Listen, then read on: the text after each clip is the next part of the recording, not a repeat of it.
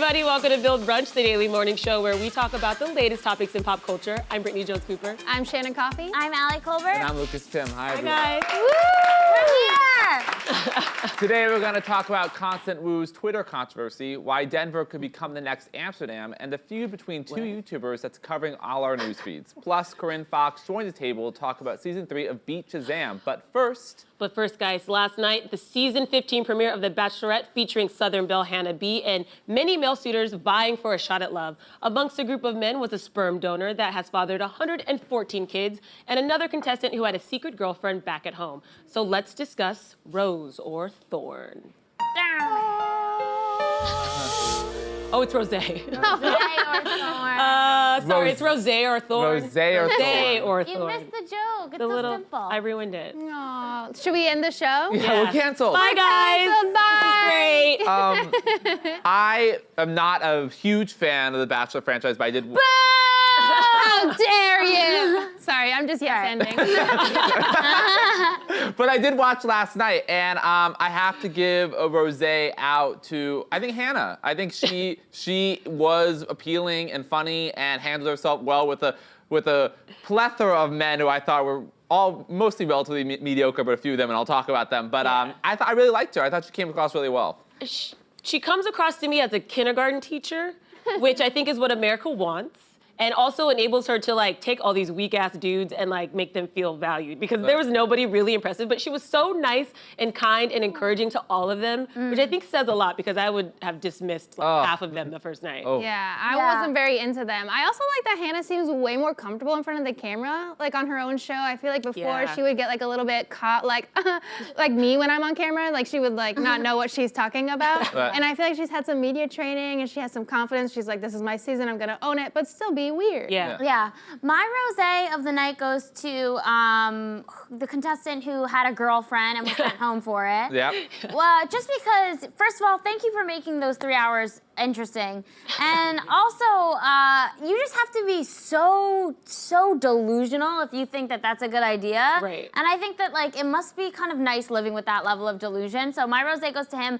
Thorn, again, the shows are too long. Yeah, 100. But- Really long. Can I was gonna say a note on that guy. Yeah. What was his name? I forget. But I know, Scott. Scott, but what was Scott. amazing about him is he's like, yeah, I mean, honestly, I was dating somebody, but I broke up with her on Monday, which was like a day before he arrived there. And she was like, that doesn't make it any better. Yeah, Like, that's so rude. But I want to give my rosé to the girls in the van. I thought a spy van, like I love that aspect of the show. I feel like that should be its own show, is like shady girls in a van, sneaking on people, making sure that they're not cheaters, That's because such a they good would call. catch everyone. Those are good friends. I have rosé and Thorn for one guy, and his name is Luke, and he shares my name because any person who can admit they were a slut in college and then found God in the shower one day, that was so beautiful to me. So beautiful. That he found God in the shower. I was like, wow, this guy. But then he shows up in that ill-fitting blue suit and that purple tie, and I was like, if you were close with God, you found the shower, he would tell you not to wear that outfit you're wearing right now. So I had to question that, but he got the first impression. Yeah. Also, another rosé to He got the first impression because he also took was on sweet. the role of like Chivalrous. comforting her at the end when she was upset, and it's always those dudes. Also, if you're familiar with Bachelor history, those first impression roses, they go a long way. A lot of those first impression roses get you to the end, because when you think about it, if you're looking at a room with 30 people, one person makes your thing go wet. But the preview, That's who you're gonna want to be with. True. That's a fact. I'm serious. And he was there when she was in a time of need, you know? Like, he's smart. You All can't those other fake- dudes were like, oh, I'm on a couch. And he was like, baby, I'm here. You know? cannot That's- fake the pussy pulse. Yeah. Yeah, You I'm got it feeling or it you right don't got now. it. I'm feeling the pussy pulse right now. But I Is think that he's weird? shady. I think he's shady. Who's causing my pussy pulse? Is it you? Raise your hand. Who do you think is causing it? Oh, it's just me turning myself on because I'm such a genius. But you know who was causing my pussy pulse was Tyler the contractor, My pussy. who is a contractor but also likes to dance. Oh, yeah. Ooh, Tyler. Woo. Let me know if it doesn't work out with Hannah. My Thorn was the guy that kept talking about how he makes boxes. Oh my God! Oh my God! Box? The boxing, I make boxes. Like, you need box. I got box. Nobody wants your boxes. I wanted. Oh, I would totally date that guy during like moving season though. I'd be like, oh, give me that dick. You're like, hi, I and got all a new those boxes. apartment. Yeah, Doesn't seriously. everyone make boxes? Like Like, I don't get it. Like, you make boxes? I make boxes. Like, It was the weirdest. He mentioned box 117 everyone times. makes boxes. I was like, go home. Just Am go I home. the only one who makes boxes? I I guess so. haven't made a box. You've never made a box? No, You- but tell me your technique. What do you do? How do you fold it? Take the cardboard for the box and push it in together. But I think Oh, he no, no. makes the He- cardboard. he Yeah, makes how do the you make the cardboard. cardboard? the cardboard? yeah, he's He the makes box. the like, box. he owns the Oh company. my God, I and missed that. He wouldn't. He literally popped out of a box to prove the I point. know, and I kept saw saying, that part. It was.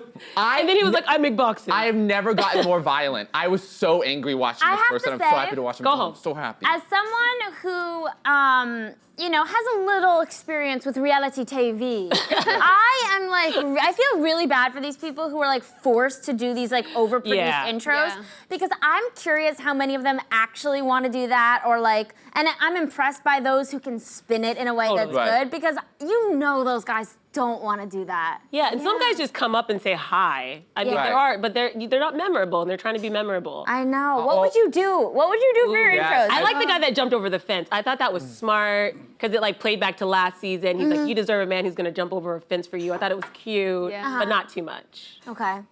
What did you think of the baby carrier with the champagne? That's creepy. You thought it was creepy? I was watching with my sister. My sister was like, I love that. Oh, really? So that does it for some girls. Different Guess so. strokes. Yeah, you never know what people are going to connect with. Personally, like I would just really look for someone who's not going to go on reality TV. Yes. Right. There you my number go. one, I yeah. think that's great. I also want to say my rosé for the night was the sizzle reel, like teasing the season, Oh. and how into the makeouts she gets. I was like, Hannah, you Well, go, girl. also you see, she was like climbing up on the couch and like all over the guys. Also, the quote, I've thought had that was hot. sex and Jesus still loves me.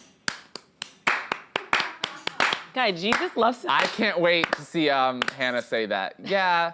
Also, thorn to the guy wearing the white tuxedo jacket. Yeah, I thought that's that he should be put in jail. for Yeah. that. Just purely because he wore a white tuxedo jacket. I agree. Let's send more people to jail. Okay. that's the consensus of the Bachelorette conversation. We are sending box guy and tuxedo jacket to jail. Perfect. Yeah, I would watch that dating show if you decided not to date them, they just go to jail for no reason, like just for being undateable. Right. Like, And then all the guys can date in jail. It's Yeah. funny because the things that I'm knocking these guys for are also the things that I probably would look for if I were the Bachelorette. Like, I would probably like that a guy's being playful, but watching it is so cringeworthy Yeah. that Right. it's like, what do I want from you? I want you to be everything. That's impossible. I need help. yeah. Help me. Call the police. Help me. Call the cops. 911. Well, actress Constance Wu made headlines last week after she responded rather unhappily to news that her ABC sitcom Fresh Off the Boat had been renewed for another season. Wu cryptically posted a series of rage-filled tweets, and when a Twitter user congratulated her, the actress responded expressing her dismay. Wu later tweeted a statement clarifying her outburst. This is not so my cryptic. Handle not your so shit in cryptic. a better way, Constance Wu. Yeah. This is so disrespectful. That's my take. Yeah, I was Yeah. like, how do you tell us how you really feel? That's my take. I think this is the thing. If to try to understand her point of view, Yeah. I understand what it must be like to be under a TV contract, and now she's becoming a bigger actress, and she wants to do a feature film, something more dramatic. I get it, but this is how it works. It employs thousands of people. She makes a ton of money a year. She should be very grateful. She's a working actress on a very you. successful network sitcom, which not a lot of people have anymore. Yeah, I agree. I think she is allowed to feel the way she feels. I understand, like, if you're missing out on an opportunity you're really excited about, that would be Right. frustrating.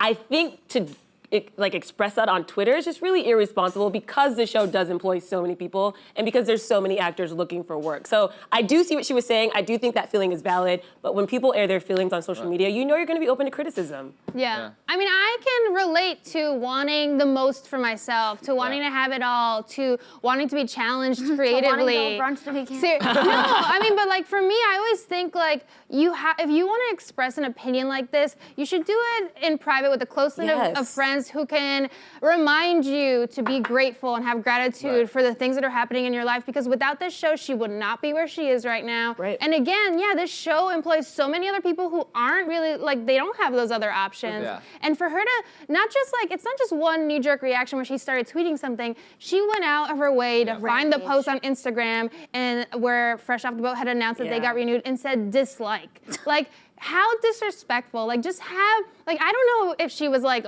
truly lost in a rage. But That's like, what it sounds like. Yeah, it's so weird. It sounds like she came like unhinged for like a little bit. You know what I mean? Because like the fucking hell, and then like I'm literally crying right now. It was like she was like a 13-year-old girl. Right. Like it was like, It was dude. insane. It was insane. People are reading that. Like, that is so messed up to me. And oh my because God. it's like, especially when like a fan's like saying congrats, I love the show. Yeah. It's like, no, it's not good news. It's like I know. that ruins the magic of TV. We were just talking about how we all want Game of Thrones to be longer. We wish the episodes were longer, but a lot of it's because the writers and the actors are tired and done. But they're not going on being like, this season was so hard to film. I can't wait to be done with this, because it would ruin the magic of, we don't want to know Cersei, Lena Headey was like done with the show. She was, but she was getting paid $500,000 an episode, and she wasn't gonna complain about it. Could you imagine if Game of Thrones was like, we renewed season 7 and Emilia Clarke comments, oh, fuck this and those dragons. Right. It would be It would just- horrible. It completely takes the piss out of everything. So it is really funny.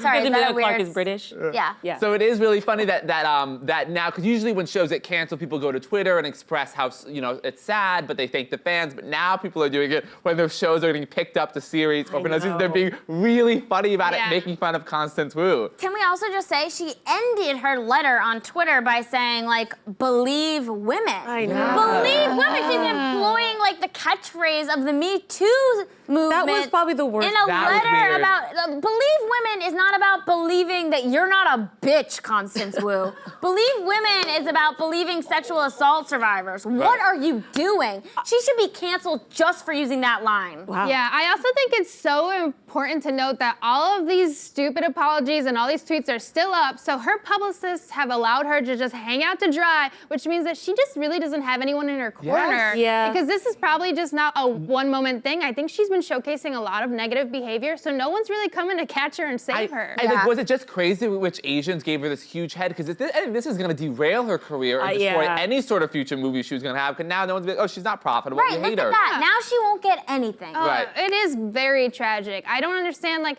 we just need to remember, like, even if you're not where you want to be, you are still in a good place. Yeah. Like, it could always be worse. She might not have a career. But do you think this is enough to cancel her? I don't think so. I don't know. What we've noticed is that, like, we love to cancel people. We're like, they're canceled. We make all our, like, snarky tweets, and then what happens next is they just go on fine. And in this case, it's like a lack of gratitude. We've seen people with way worse cases get away with Exactly. basically murder, still have careers. So, I mean, is anyone truly canceled? I don't know. Satan lives. For me, this isn't that egregious. I think she can course correct this. Yeah. If she just shows a little humility in the next couple of weeks, months, if she goes back to that set and treats her crew nicely, shows up to work, like, I think she can redeem it. I don't think this should end Well, if her. there's a sequel to Crazy Rich Asians, There's two. No, she's fine. She's gonna get work. I don't doubt her ability to fix her actions. However, I now forever believe this is what's in her Who she heart, is. and I'm gonna have trouble getting past that. The way that celebrities are sloppy on Twitter is reminding me right now of Roseanne's horrible mistake, Never Forget. Yeah. And then her apologizing on Twitter, and like you see in her likes, she's liking all these people tweeting like, Roseanne was right. We see you, old woman. She exactly. that doesn't, social media, we see what you're liking, But not Melania liking. liked that tweet against Trump. Yes, yeah. People forget that we can see light. Exactly. We can see what you're liking, Uncle Jay. But actually in that argument though, Gemma Chan, who was in Crazy Rich Asians with Constance Wu, liked a tweet that decimated her, but recently said, no, I liked it by accident or whatever. So Hilarious. We'll see. Oh, That's tough. scandalous. Scandal. In other news, Denver voters are making history. The city is now the first in the country to decriminalize magic mushrooms. While the initiative behind this, also known as Initiative 301, does not legalize shrooms, it will make the use and possession of them the lowest possible law enforcement priority for Denver police. This is exciting. Yeah. It's cool. Oh, yeah, I feel like everybody's like, cool, we don't care. yeah. Well, none of us We're all on live in- shrooms right now. None of us live in Denver, so we're not going to be able to really partake or vote for this. But I do really think that there's a lot of importance in psychedelics in treating depression, anxiety. I know MDMA is being used to help veterans with PTSD, and it's Microdose. been like so good. Yeah, not necessarily just microdosing, but in general, like in the treatments they've been Just hardcore rolling. in a safe environment. Yeah. In a controlled I don't environment. have EDM music's playing. I think Denver's really interesting because it's become sort of like a test ground for decriminalizing and legalizing substances. And as we've seen with marijuana, it injected a ton of money into the local economy, into schools. It's been a positive thing. So decriminalizing mushrooms, I think, will set the tone for how other states and cities deal with it. So for me, it's just something interesting to watch as we continue to like move the dial towards things being legalized. Yeah, and I would actually fight for mushrooms to be decriminalized but not legalized because as much as I love like cannabis being legalized, it has made things a little bit more difficult for me as a user. Like a lot of limitations on like what you can buy, and like they've kind of like dosed it so small, and it's just kind of like not that good if you're actually struggling with anxiety and trying to like fix your own issues. It's like, here's 5 milligrams, and I'm like, 5 milligrams isn't really gonna help me, and I have to take like 3 of these. Right. So I feel like shrooms are something that naturally grows, to have like, big pharma get involved and be like, we're gonna make this a cool powder you can put in, and it's just gonna be like weird. I just want the shrooms from the ground from a guy named Phil. Right. Yeah.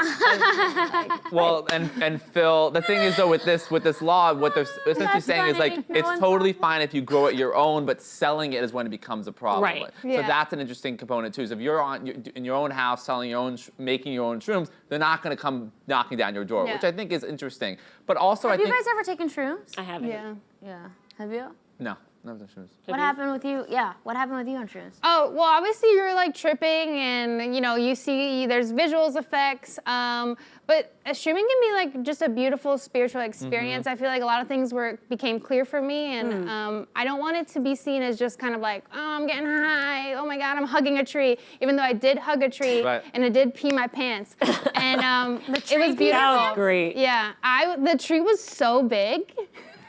You remember the tree being there? I had a beautiful time, and like, my guide was great, because if you do shrooms, don't ever just do shrooms by yourself. Make sure you have a guide, and also don't do it like in your apartment. I'm imagining your guide as like a painted rock. Yeah, I just painted a rock, and I was like, lead me. I've heard you have to do it like in an open field almost too, like not in like an enclosed, so you can like experience it. Oh, really? I would want to everything lock affects myself it. in a room, I think. So No, I think it's all about, you should be in open spaces. Yeah. You should not be in a city where anyone can just hit you up with their bad vibes. It's like you want to be in a nature, good right? You have to be like, yeah. reflective and enjoying. Let's all do shrooms together. Honestly, catch Bill Brunch after hours, where we all do shrooms. Oh my God. That would be a viral How do you episode. know I'm telling you. that? Would be nuts on shrooms. Would I think I have Really magic crazy. powers? Would I just be debating? Oh my whether God, it's you would be nonstop? trying to do like weird spells on us. Oh, I would. Yeah. Be. Wow, that would be a You lot. would for love you. it though. I think would. you would. It is like they're magic mushrooms. Right. You love magic. I It know. would be so magic. in tune I've with always who you wanted to are. have magic. This could be the Just do way. some in. drugs. Magic. Has anyone in the audience done shrooms? Clap if you have. We got a couple. Yeah. Good for you. Well, there's shrooms under all your seats right now if you want to take some home. Okay? It makes everything better. We love you. We want to help you NYPD are trip. gonna be busting down these doors. Oh, I hope the cops come for me. I welcome the cops. Come over here. Come over here. I love calling the cops. I hope they come here and take me away. Well, guys, the drama between YouTube stars James Charles and Tati Westbrook just keeps piling on as the feud has taken over social media. Westbrook's 40-minute video has fans questioning Charles' reputation, causing the star to lose nearly 3 million subscribers. In the viral video, Westbrook shares her thoughts on Charles' sponsored post promoting a competitor's brand instead of hers. Take a look. And it just was the timing of it all, off the heels of me finding out about ways that you've been behaving that I don't agree with, for you to lie to me and make me the villain and go around and circulate a story to work on your side, saying that I'm loving the drama because it's improving sales. That's not the case. So who wants to give us the down low? Yeah. To fill our audience So Shannon, this is your. You want to take Okay, this? I'll take this. There's a lot here, and I'll try to sum it up as best as possible, and hit me up with questions if you got them. Okay. But okay, so James Charles, basically, like Tati has been a mother to him. He reached out to her when he was way younger and asked her for advice, pretty much when he barely had any videos at all on his YouTube channel. And she has helped this child in the makeup business so much. Like literally, her husband owned an agency previously, and have worked his contracts to make this kid millions of dollars, and they've never really asked for anything in return. They don't have any legal contract with him, so it's just their All relationship is based on faith, loyalty, and just honesty. So without that, there's nothing. They don't get anything in return.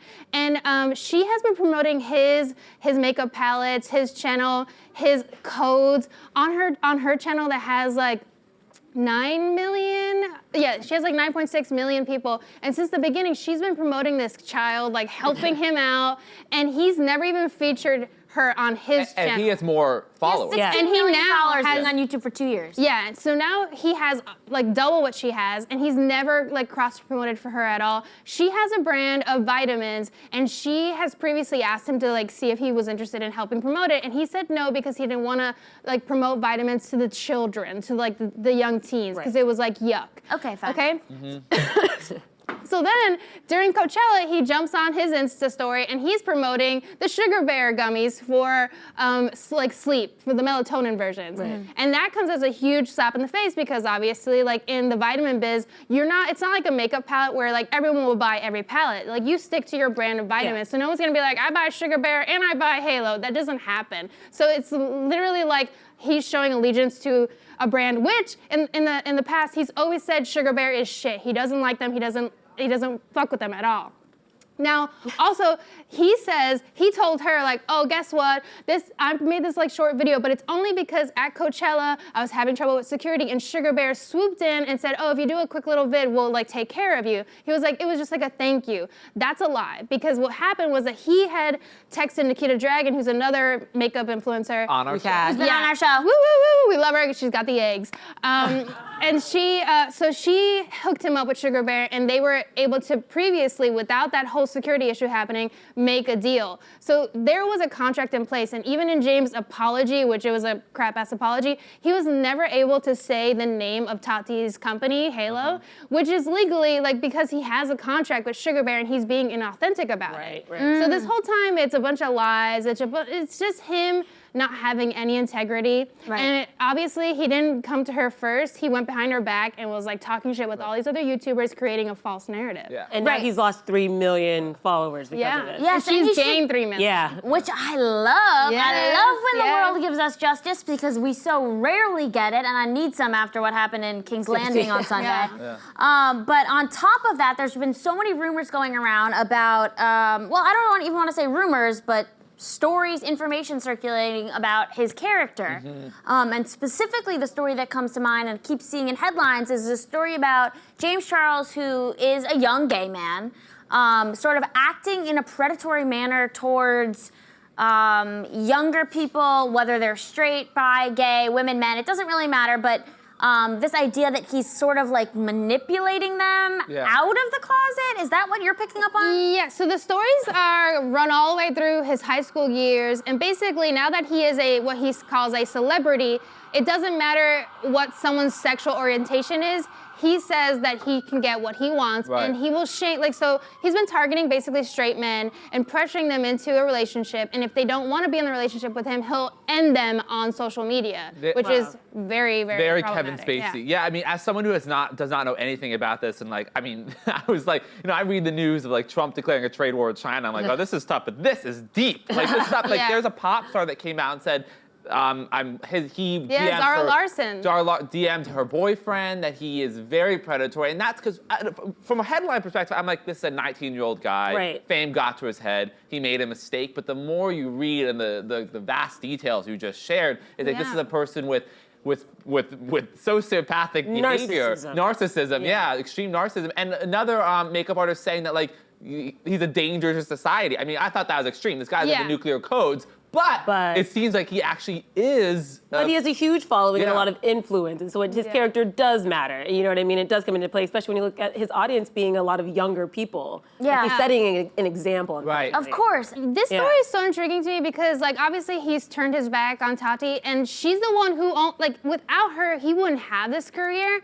And she and her husband are the two people who are responsible for getting him out of that whole, like, Ebola situation that happened where he made that tweet in poor taste. Obviously, it was a horrible comment that he made about he was flying to Africa and he was like, LOL, hope I don't get Ebola. No one wanted to mess with this person. They were like, you're done. And they helped him out of that for some reason because I think they felt bad for him. He was a child again. So they were like, oh, let's get him out of that. They reworked so many contracts. And then on top of that, he's been showing shady predatory behavior, and they were kind of this whole time excusing that. Right. There were situations where at Tati's birthday party, he was hitting on a straight waiter, and she was like, please leave him alone. He's working this event, but also he is straight, and he's made that clear, and he's like, it doesn't matter, I'm celebrity. And it's just very scary that they were kind of excusing this behavior, and it took a personal betrayal for this to come to light. But I am happy because we are learning all these stories that all the way through high school, there's alleged stories about him actually assaulting people. Apparently, he catfished an entire soccer team and tricked them into believing that he was a girl, and so they sent this girl dick pics. So he got all these news. Done that? Yeah, he just sounds really troubled. Sounds shady. He sounds super troubled. Yeah, that's quite a lot. That's quite a lot. I'm starting to think Russia's involved. Yeah, I mean, he may be the one that hacked the election. It's so crazy. I really just thought, oh, this is about gummies and vitamins. Right. Yeah. And then I was like, oh my God. It's super deep. Her 40-minute video to me was a little too much. I mean, I think you can respond without it being a whole diatribe, but I understand that she was hurt, and knowing more about the relationship, I understand why she needed to speak her piece. Totally. 40 minutes feels like If a anyone lot, posted a a little 40-minute petty. video about me, I'd be like, oh my God, what did But I that's do? YouTuber fashion. Right, As a exactly. YouTuber, that is your platform. That's where you go for the truth. And she explained this in the video. If you handle things privately, especially with YouTubers like James Charles, you will have that misconstrued. It'll be taken apart, and it will be turned against you 100%. And that this community is very rabid towards each other. They will tear each other down. So she really needs that video to air out everything. Yeah, and the one thing I have to say about the video, I know it's 40 minutes long, it's like a small Lord of the Rings, is that she keeps her composure throughout the whole video. I was expecting when I heard a 40-minute YouTube fight that she'd be on a rant, angry, whatever, like Cardi B. Yeah. She was so poised, so calm, real. You could just tell that what she was saying was just from the heart and authentic. Yeah. She ends it saying she loves him and that she's still so upset that this happened. This kid's been in her wedding videos. Yeah. She can't Did the makeup take him for her out. wedding, right? Yeah, she can't take him out of her past. It's kind of messed up. It'll be interesting to watch because I'm sure this isn't going to be the last we hear of it, right? I wish. Build Brunch, I think we it will- cancel you, James Charles, and we cancel you, Constance Wu.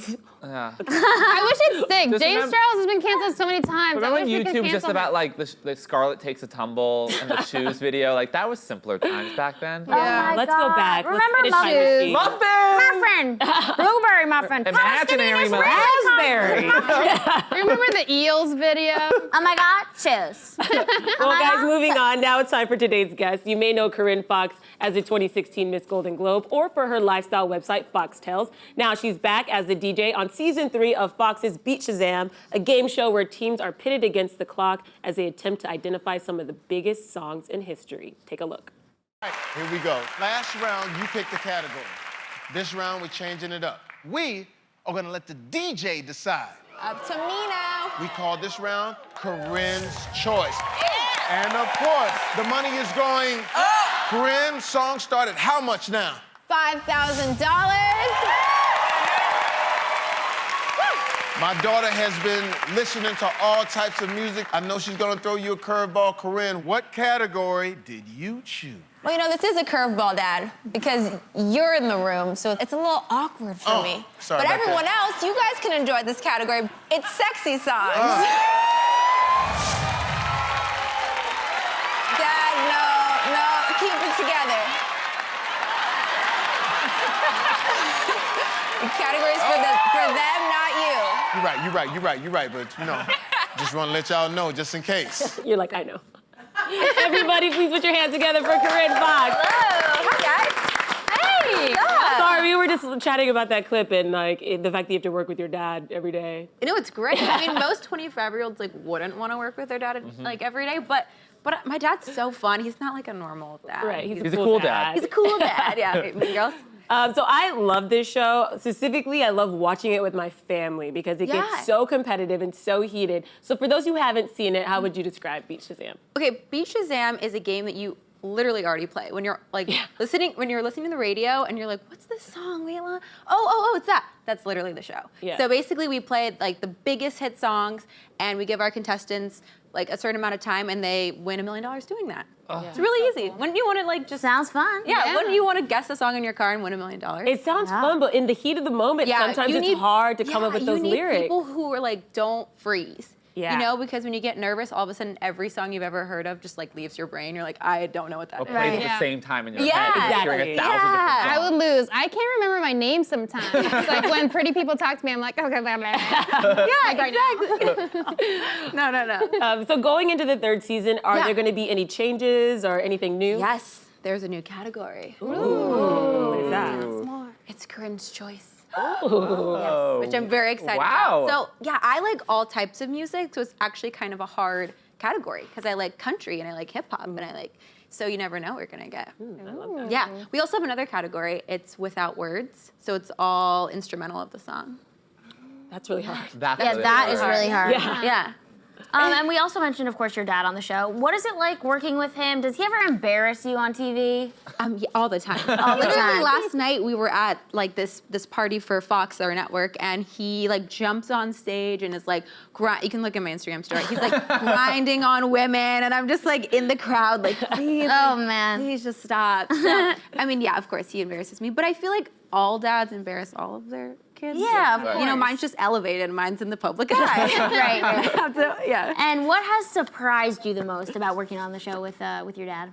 His work ethic, because I've always went to set with my dad. I've always like watched him from behind the camera, but being his like co-worker now, I'm like, this guy is on it. Like he delivers 100% all of the time. And like, that's really inspiring for me as I'm just getting into the industry and yeah. Yeah, absolutely. I love that. Yeah, so now season 3, super Yeah. exciting. I know you mentioned there's like a Corinne's Choice. Corinne's Choice, That's yeah. exciting. How do you think this has impacted fans? Like, is there a moment that you remember like thinking, like a highlight, best moment? What am I talking about? See, I told you, I can't talk to pretty people. I'm sweating. No. How do you think this show has changed lives? I can read. Well, our contestants, we have the best contestants in the world. Like our first episode is with teachers, and these are people who are like so underpaid, undervalued, and to see them win, you know, a life-changing amount of money is insane. And I don't think I was expecting when I joined the show how much I would be like crying on the show. You know, like seeing people in that moment forever, their lives being changed is really amazing. Special. Yeah, it is. Are there any particularly memorable contestant moments? There's so many. Last season we had like this, I don't remember her name, but she had this grandma woman who was like all up on my dad and she was like very into it. Yeah, Gotta shoot your shot. I got a little testy at one point where I was like, is the grandma about to go home with my dad? Like what's happening? But My new mom? Yeah. No, but we just have like funny people on there, man. And what you guys don't see is during the commercial breaks, like we do not stop. Like we have the audience members like on the stage, like break dancing, doing flips, like it's insane. So it's like a party. Oh, it is a Which party. you can get watching it, but I love that even like, sometimes the commercial break, everyone just shuts down, like, and, Yeah, like everyone's like, you "Hey." get your coffee and you're like, okay. But besides Beat Shazam, you also have your own lifestyle platform. I do. Fox Tales, which I think is really cool, really interesting, because it's very female focused. Can you tell us about that? Yeah. So I started Foxtails because I'm a writer. I was writing for like Refinery 29, and then I was like, well, maybe I'll start a blog. And then I was like, I don't want to be a blogger. Blogging is like a whole other beast. Like it's really hard. So I have these writers that contribute like editorial content to it. But I also have this other half of Foxtails, which is this girl-powered shop. We find these up-and-coming women who are starting their own businesses and give them like a platform to launch off of. Right. Yeah. Your dad, we know, does everything, acting, Literally rapping, everything. singing, everything. Yeah. Do you have any aspirations to be that versatile as well? I think in my own right, what I luckily don't feel with my dad is to like have to follow in his footsteps. Right. Like I can't sing; it's just not going to happen. Don't expect to know at all. But I do believe in kind of expressing yourself in a bunch of different ways, and so I think that's what I do with being on the show, and I act as well, and having my lifestyle platform, and like just doing a little bit of everything. Yeah, I feel like last time we were here, you were talking about like writing your own scripts. Yeah. Which I think is such an undertaking. Yeah. Anybody who's ever tried to write. So what has that process been like for you creating your own stories? Dude, writing a show is so tough. Yeah. I've been developing this one show idea for probably about like 2 or 3 years now, and it's just now at a place where we can pitch it and show it to people, and it's so exciting, but it's a process. It's never done because you keep going back, getting notes, making it better, Yes. punching up, and then finally, like, it's been 3 years. I need to do something with this. Exactly. So hopefully I can add producer to my credits someday. Oh, that's Creator. awesome. We would love that. Yeah. Can't wait to see it. Corinne, thank you so much for joining Thank you us. guys. And you can watch Beat Shazam when it returns Monday, May 20th at 8, 7 Central on Fox. That's all from us. We'll see you guys tomorrow, same time, same table. Woo!